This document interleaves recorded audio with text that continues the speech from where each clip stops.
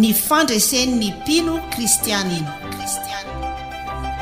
Ny fandresen'ny mpino kristianina, fandaharana totosain'ny Faramalala Razanajatovo, hoenoinao eto amin'ny onjam-peon'ny radio vaovao masoa isaky ny amin'ny ora toy izao. Amin'ny anaran'i Jesosy Kristy tompon'ny filaminana no iarabako anao indray ry havana amin'izao alatsinainy alina izao. Mankasitraka indrindra tsy miala eo amin'ny onjam-peon'ny radio vaovao masoa ianao amin'izao, ary misaotra anao mbola manjoy hatrany ny fandaharana ny fandresen'ny mpino kristianina. Anio isika dia ijery taridalana vaovao indray, fa meloha izany dia ndeloha isika iara-iombina amin'ny vavaka. Ivavaka isika tompoko. Dia ranao izay Andriamanitra mankalaza ary manome voninahitra anao fa mandamina ny fiainana manontolo ianao, alaminao araka ny sitraponao sy izay tianao ny fiainana, satria mitantana anay mandrakariva mitanakavana ny fahamarinanao ianao, ary mahatoky ny teninao ilay milaza mandrakariva fa mitondra anay ho amin'ny fitahiana mahatritra na inona zava-miseho eo amin'ny fiainanay.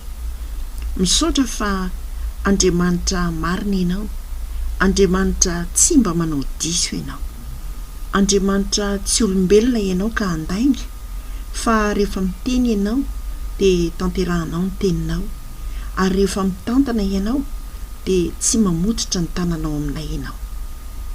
Manatrefeno ary ny fiarahanay miombina ito, ary lazao aminay indray ary izay tianao ambara amin'ny alala ny fanendrenao ny lelan'ny mpanomponao, mba tsy hisy ho voambara afa-tsy ny sitraponao irery ihany. Ny fanahinao masina ny anjaka feno amin'ny tokantrano tsirairay avy aty anatinay, anazava izay tianao hitarihana anay indray amin'izao fotoana izao. Dia mitenena ary ianao Tompo fa mihaino ny mpanomponao. Amen. Saotra n'Andriamanitra lehibe sika ry havana, tafoana indray eto amin'izao fandarana izao, ka araka ny torombavaka teo dia isy ny fanatrehan'Andriamanitra na ny fiarahantsika miombana mihaino eto na ny mitokantranonao izay mandray izao fandarana izao. Minoan'izany ianao fa Andriamanitra ny filaminana no tonga ao anatin'ny tokantranonao, eo amin'ny fiainanao ihany koa, any amin'ny toerana rehetra izay andraisanao izao fandaharana izao. Eny ary ry havana, fandaharantsika anio dia ampitondraina ny lohateny hoe manike izay rehetra miseho eo amin'ny fiainanao. Io fahaiza-manaiky io ry havana dia tena sarotra io.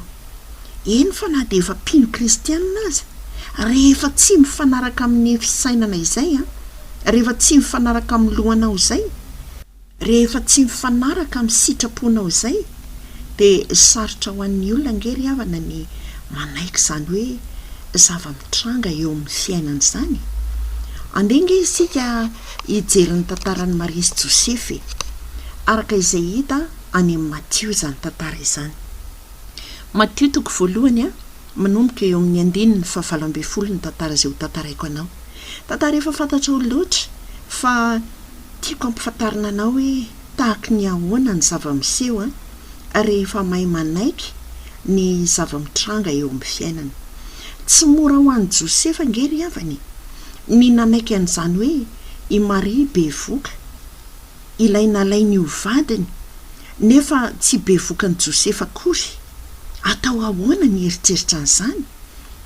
Teo mpieritrereta ny Josefa no nitenenan'ny anjely hoe aza matahotra hoe izy fa ny zaza ao akebon'ny Maria dia avy amin'ny fanahy masina. Izany hoe ny fanahy masina no nametraka an'ilay zaza ao akebony, nefa Josefa no vadiny. Fa inona tokoa moa no nitranga raha toa ka tsy nety nanaiky tokoa Josefa ny amin'izany Maria izay nanananaka tamin'ny fanahy masina izany, nefa i Josefa no voalaza fa vadiny. Ry havako, ny fanekeny Josefa ny tenin'ny anjely nge, izany no nahaterahan'i Jesosy Kristy somatsara tety ambonin'ny tany. Efa programan'Andriamanitra io zavatra miseho io, ary efa programan'Andriamanitra ihany koa ny nisiny ny fanambadian'i Maria sy Josefa mba ho ray aman-drenin'ny Jesosy Kristy tety ambonin'ny tany. ny fanekenan'izany zaza napetraky ny fanahy masina tao akibon'ny Maria zany ingeny nahatonga ny famonjena ao antsika satria raha sy tonga tety ambony tany Jesosy Kristy ilay Andriamanitra tonga novo dia tsy nisy ny famonjena ao antsika ry havana, tsy nisy ny famelan-keloka ao antsika.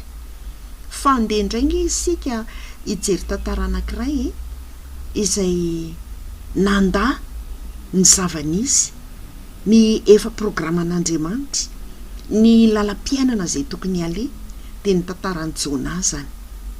Jona ry havana raha nirahana andeha ho any Ninive, inona no nataony ozy ianao? Tsy nanaiky an'izany izy. Ny tiany no nataony, ny sitrapony ihany no nataony, dia lasa izy nedina tany Jopa ary nandray sambo-tany izy dia nakany Tarsisy.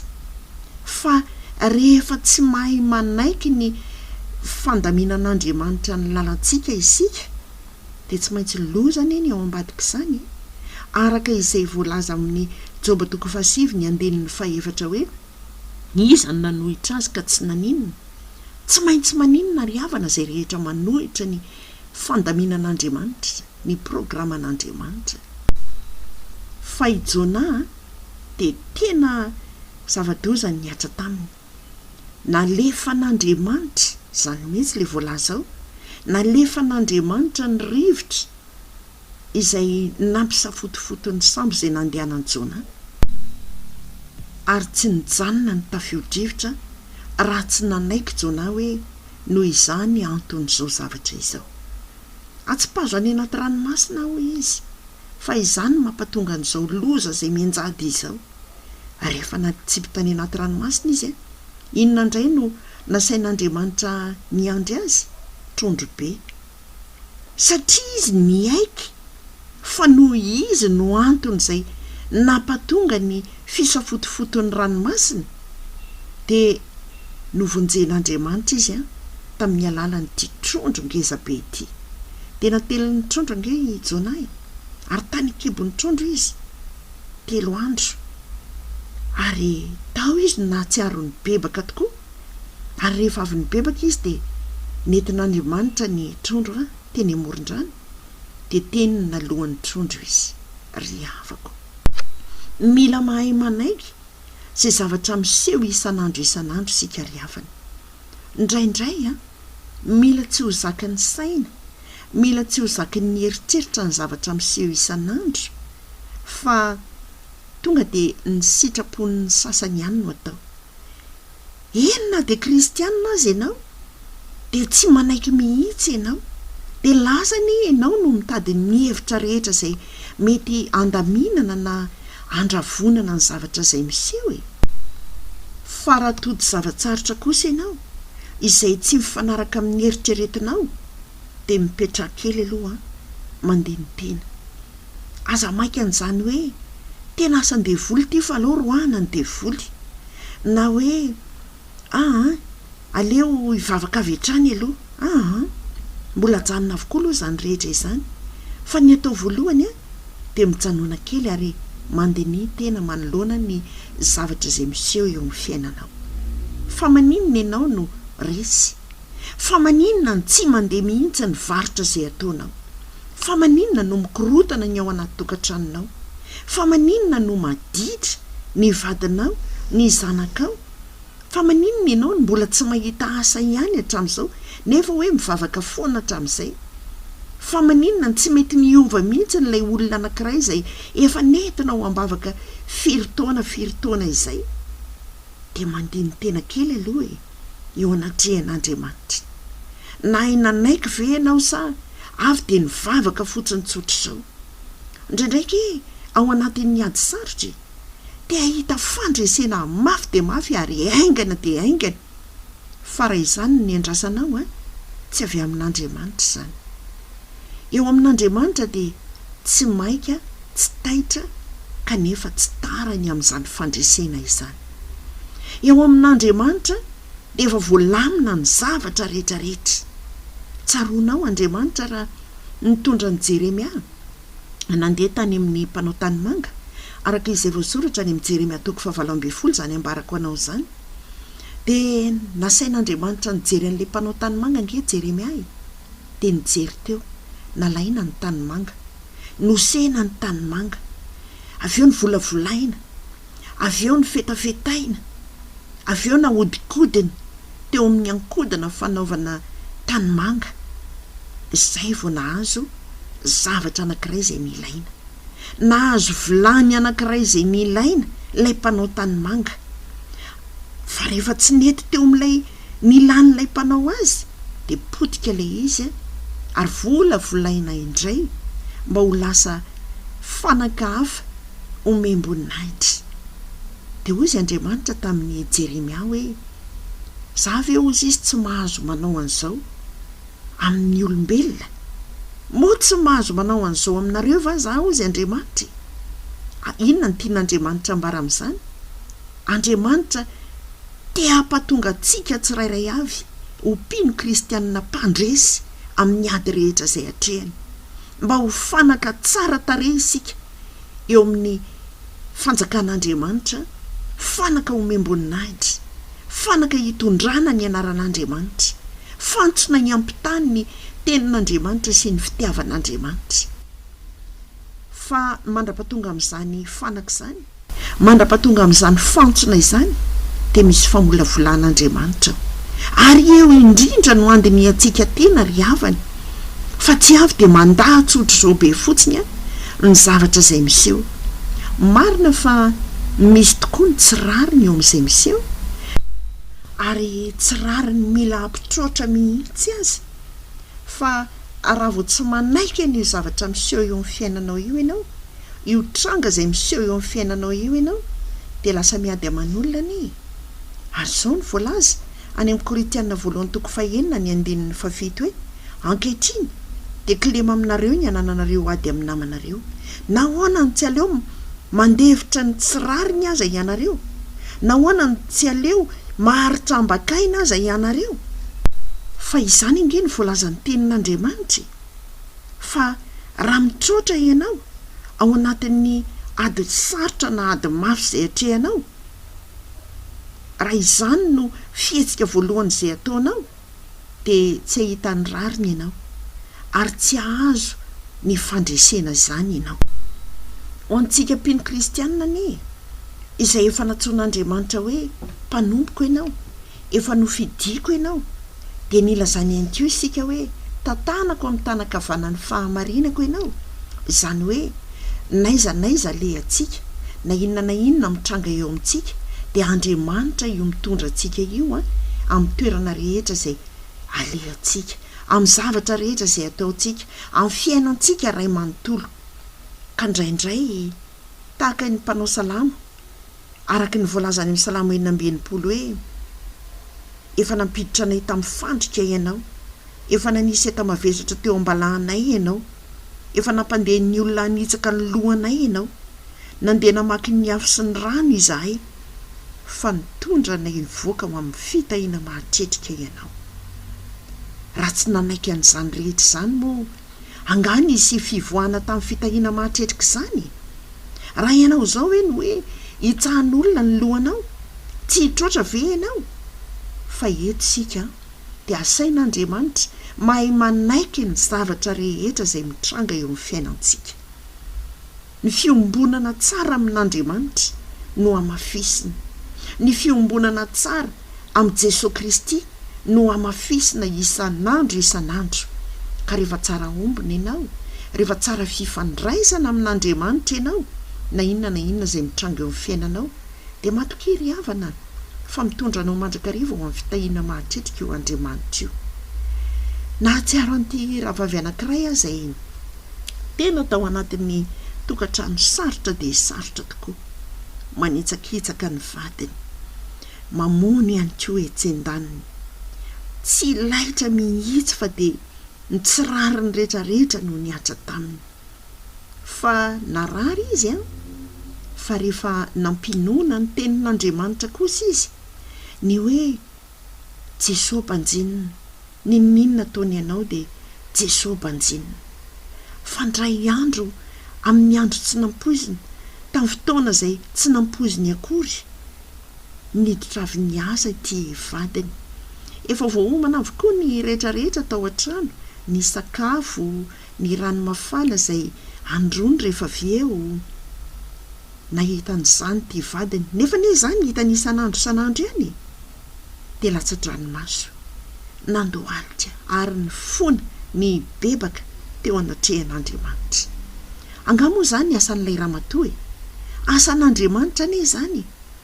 Izany fahoriana rehetra izay netiny izany Andriamanitra no nitondra azy nivoaka tamin'ny fitahiana mahatrelika. Ny zavatra rehetra izay mitranga eo amin'ny fiainanao io anie, Andriamanitra nge no mampandalo anao anio e. Araky ny voalazany amin'ny ohabolana 12:4 hoe ny zavatra rehetra nataon'Andriamanitra dia misy antony avokoa. Ka noho izany mila mandiny teny ianao ry havana, na aretim-be aza ny mianjady eo aminao, na fahoriam-be noho ny tokantrano aza mianjady eo aminao, na fitadiavana asa efa ela aza ny mianjady eo aminao, mila mandiny tena eo anatrehan'izany. Ary ny fandinihan-tena voalohany dia izao, sao dia manamary tena ianao. Indraindray mantsy andeha ilay olona ara-tokantrano ihany no ohatra ho raisiko. Indraindray ao anatin'ny olana eo an-tokantrano tsy mahita ny kilemany mihitsy ny le anankiray, fa dia ny adalàna izay vitan'ilay andaniny ino ny tany saina, izao ny anaovany dia izao ny anaovany dia izao ny anaovany fa ny nataonao kosa mba inona. Ary izany no andinihan-tena manoloana an'izany toe-javatra ray izay miseho anatin'ny tokantranonao izany. Mitady asa ianao, firy-taona izay nitadiavako azy izay rehetra nalehako tsisy nandray, izay rehetra anontaniana tsisy mamaly. Izany hoe any amin'ilay toeram-piasana ihany izany ny ianao no olana, any ny tsiny, fa ianao kosa tena azo antoka tsara ve amin'ny antson'ny teny frantsay hoe capable tsara ve ianao andeha hiasa? Manao ahoana ny fahasalamanao? Manao ahoana ny ao anaty tokantranonao raha andeha ianao? Manao ahoana ny fahavononanao hitory ny filazantsarany Jesosy Kristy amin'ny maha-mpino kristianina anao? Manao ahoana ny faharetanao manoloana ny mbola tsy fahitanao azy? Andriamanitra nge ny mbola tsy manome asanao io ihany koa. Manam-paharetana mivavaka ve ianao? Manaiky ve ianao fa mbola tsy homena asa amin'izao fotoana izao aloha, sa tena tsy manaiky tsony? Dia rehefa tsy manaiky tsony nge ianao dia menimeniny, rehefa tsy manaiky tsony nge ianao dia mitabataba, dia lasa manao ny tsy fanao rehetra io e. Fa Andriamanitra ry havana mizaha toetra Andriamanitra. Manao ahoana ny fiombonanao amin'Andriamanitra? Mahay manaiky an'izany ve ianao? Mahay mametraka an'izany eo am-pelantanan'Andriamanitra ve ianao? Fa ny tsy fahaizanao mametraka an'izany eo am-pelantanan'Andriamanitra no mahatonga anao koa mbola tsy mahita asa hatramin'izao e. Ianao ihany no mitady, ianao ihany no mikaroka etsy-seroa, ianao ihany no menimenina eo. Dia velona ny fanahinao. Aza hitako ary ka izao, aza hitako ary zatika misy olona mamosavy mihitsy, aza hitako ary zatika songonany ihanina.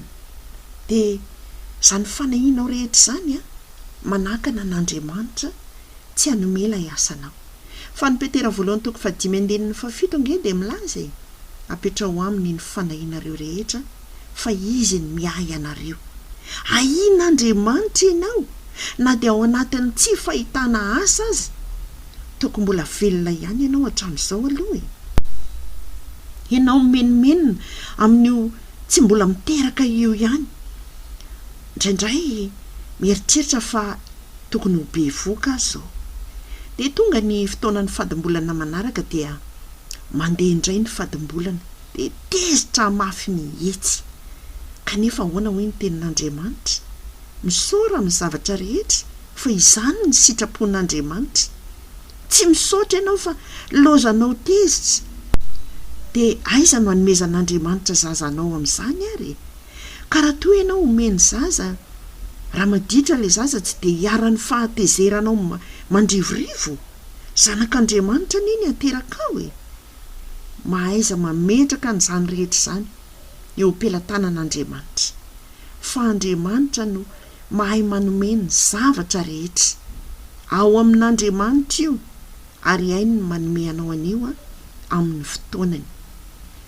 Mety tsy anaiky ny sainao fa hoe ka zange efa 5 taona zao ka izay tsy fahaizanao manaiky izay indrindra ge raha vavy izay indrindra ge no manakana zavatra betsaka jereo sara fa efa nananika ny 100 taona nge vao niteraka ngasa raha nanana fanantenana ntsony angasa raha olona nandeha fadimbolana intsony angasa raha nisy eritreritra n'izany ntsony fa dia efa ny olona tanteraka izy fa hain'Andriamanitra ny izany.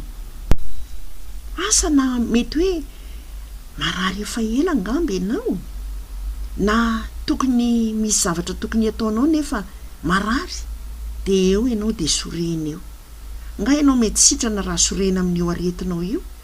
Andriamanitra no efa niteny araka izay voasoratra ny amin'ny Exodus 10:5 tapany farany indrindra manao hoe izaho ny Jehova izay mahasitrana anao. Aizary moa ny anatanteran'Andriamanitra ny teniny raha tsy mandalo aretiny ianao tsy misy fanasitranana ho anao ry havana raha tsy mandalo aretiny ianao. Andriamanitra te hanamarina ny teniny aminao io, Andriamanitra te haneho ny voninahiny aminao io no antony aretinao. Fa Andriamanitra nge mahay ny zavatra rehetra ary zay tsy haintsika olombelona dia hain'Andriamanitra tao fa kosa amin'ny fotoanan'Andriamanitra fa tsy amin'ny fotoanantsika. Ka raha mahaimaika ianao te hahazo valimbavaka avy hatrany, te handresy avy hatrany, tsy izany ny fomba fiasan'Andriamanitra, tsy ny tianao no ataon'Andriamanitra fa tahaka ny tsy ahafantaranao ny amin'ny alehan'ny rivotra na ny amin'ny fitombon'ny taulanao akibon'izay manananaka dia toy izany ny tsy ahafantaranao ny asan'Andriamanitra izay mpanao ny zavatra rehetra araka izay voasoratra ny Mpitoroteny 1:12 ny 5 izany nambarako aminao izany ry havana. Miasa Andriamanitra na inona mianjady eo amin'ny fiainanao. Mety mieritreritra ianao hoe maizina amiko izany andro izany, maizina amiko ny fiainako iray manontolo, toatra tsy hitako intsony izay atao. Fa raha mahay manaiky ny toerana izay misy anao ianao dia hiasa eo amin'ny fiainanao Andriamanitra. Ny fahaiza manaiky izay tiana ambara ry havana dia fahaiza manaiky anaty fanginana. Io fanginana io dia midika hoe fahaiza manaiky ao anatin'ny vavaka. Fa tsy hoe mangina ianao dia misehatra be ohatry ny vato ny fonao. Tsisy fandresena omen'Andriamanitra ho an'ny olona izay mizipo, na ho an'ny olona maloto fo fa tsy miteny fotsiny, na ho an'ny olona mihatsara vela-tsia, na ho an'ny olona manana fo vato. Tsisy fandresena omenan'izany. Fa andeha isika anao tahaka an'i Jesosy Kristy. Jesosy nge rano kapohiny, novonoiny, nororainy, tsy rariny ane izany, tsy rariny izany fa nainanaiky ny zavatra rehetra izay nitranga teo amin'ny fiainana izy. Nandeha notsaraina Jesosy, olona tsy meloka ny andeha ho tsaraina dia nomelohina fotsiny tsotra izao. Nanaiky Jesosy satria Andriamanitra no tantana azy, Andriamanitra ny ao anatiny izay mitondra ny fiainany mandrakariva ary ny fanekeny Jesosy hatreny amin'ny hazo fijaliana izay namatsiana azy, ny nitondran'Andriamanitra azy tany anaty fasana. Mba fantatrao ve izany? Azonao an-tsaina ve izany hoe tena nentin'Andriamanitra ho any anaty fasana anie Jesosy? Fa tao Andriamanitra no naneho ny voninahiny. Natsangan'Andriamanitra izy tamin'ny andro fahatelo araka ny voalaza ny soratra masina izay tsy misy lainga ny tenin'Andriamanitra. Rehefa natsangana izy nandresy ny fasana izy, fasana izay efa nihidy tamin'ny vato 2 taona ny nanoanana ny varavaram-pasana araka ny fikarohana izay nataony manam-pahaizana. Fa tsisy dikany tamin'Andriamanitra anie izany. Ny anjeliny no nalefan'Andriamanitra nanapitika an'ilay vato 2 taona. Anjely kely mety nikitihany tamin'ny ankekeliny fotsiny ange izany dia nirodana tery. Zany ny fiasan'Andriamanitra ry havana, zany ny fiasan'Andriamanitra. Rehefa mahay manaiky ny zavatra miseho amin'ny fiainantsika isika, na mafy aza ny zavatra izay mitony, andao andiny tena dia andao hibebahana eo anatren'Andriamanitra izay vita ka tsy araka ny sitrapon'Andriamanitra.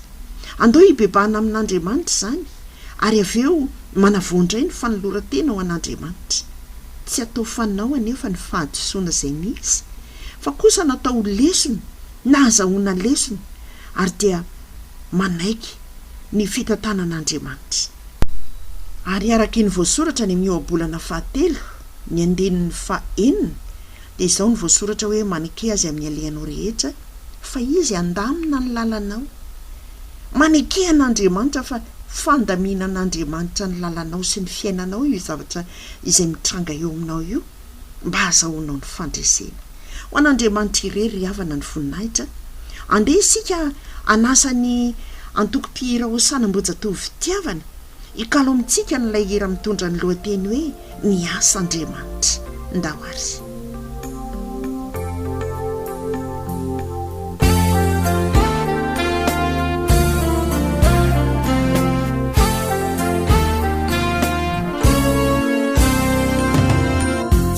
Senyolana tsy azo vahana tsy misy arety tsy azo sitranina tomavele vitranao fatratra mafantatra ho veno finona sao teny izao no ampaherezako ana ny zavatra rehetra dia hainy atao Sofitiavana mizeriana alovany mpino manatona sairatsainy anao teotra iarina milanjirery izay midona Jesosy nondravanio ino ifamarina voavonjy izay manampinona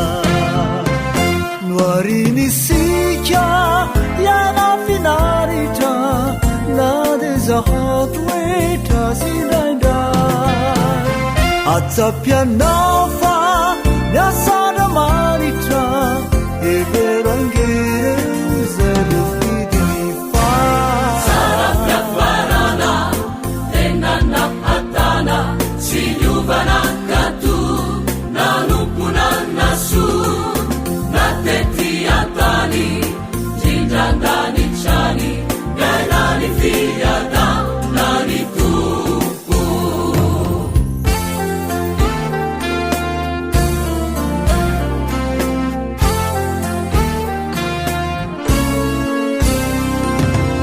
Sese votukanu farahidini, Nefa pachana ngekatsididini. Sopamu zefanalidini tumpuni zafacharecha jaumesiza tukuni bebahana fandutange kavatumisakana savamandu sinkaleu yalana nyovadewitana yazavana Yandrelanao izy tsy mba mandatsy izy fitiavan-dehibe no ao ampony anio raha etrenao ny fanapahany iseo tokony fitahiny noarinisika yana finaritra na de zahatoetra zidendra Atsapianafa nyasana manitra everangere zay vofilifa sarapya farana enana hatana sinyuvana katu nanupuna nasu natetiatani jindandani chani nyainani fiada nani Warinisika yana finaritra na dezahatweta zidandra atsapianafa nyasana maritra everangere zay vofidinifa sarapya farana enana hatana sinyuvana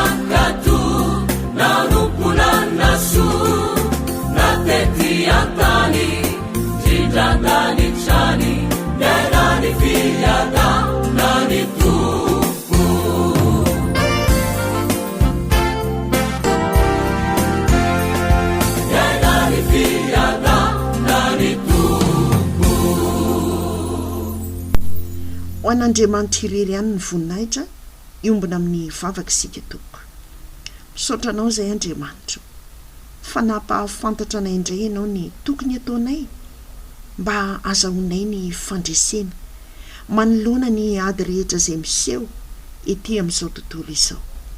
Misy fotoana tokoa tsy zaka ny ady izay hatrehana, kanefa nampianatra anay mandrakariva ianao anaiky izay hitantananay ianao.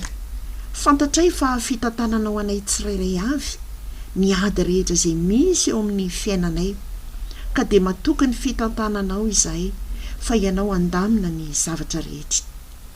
Amboatra ny foniny tsirairay avy ianao, aizana manaiky ny zava-misy, fa Andriamanitra tsy miasa ao anatin'ny tambatamba ianao, Andriamanitra tsy miasa ao anatin'ny rotoroto ianao, fa Andriamanitra ny filaminana ianao, mandamina ny rehetra ianao.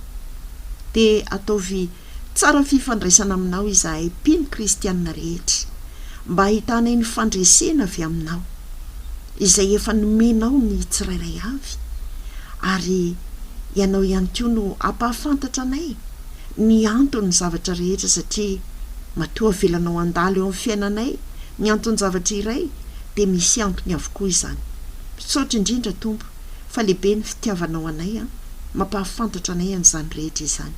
Misaotra indrindra fa tsy manifika ny tananay ianao, na dia izahay arany mila hanifika anao no ny olana marobe izay mitranga eo amin'ny fiainan'ny mpino kristianina. Misaotra ny amin'ny fihezonanao ny tsirairay avy, ary dia tehirizo ao aminao izay Andriamanitra, mba olona voatahiry ao anatin'ny fanahinao masina, mba andehananay araky ny fahamasinanao sy ny fahamarinanao, andehananay araky ny fahaizanay manaiky izay tianao ampandalovina eo amin'ny fiainanay. Amin'ny anaranao Jesosy Kristy nangatana sy nanaovana izany vavaka izany, misaotra Jesosy, amen. Dia mirasoanao indrindra ry havana, mahereza, matanja, miorena tsara, ary aza miova velome.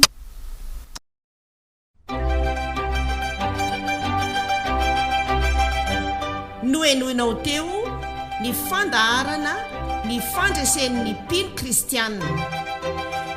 Ny fandresen'ny mpino kristianina natolotry Faramalala Razanajatovo teto amin'ny onjam-peon'ny radio vaovao maso.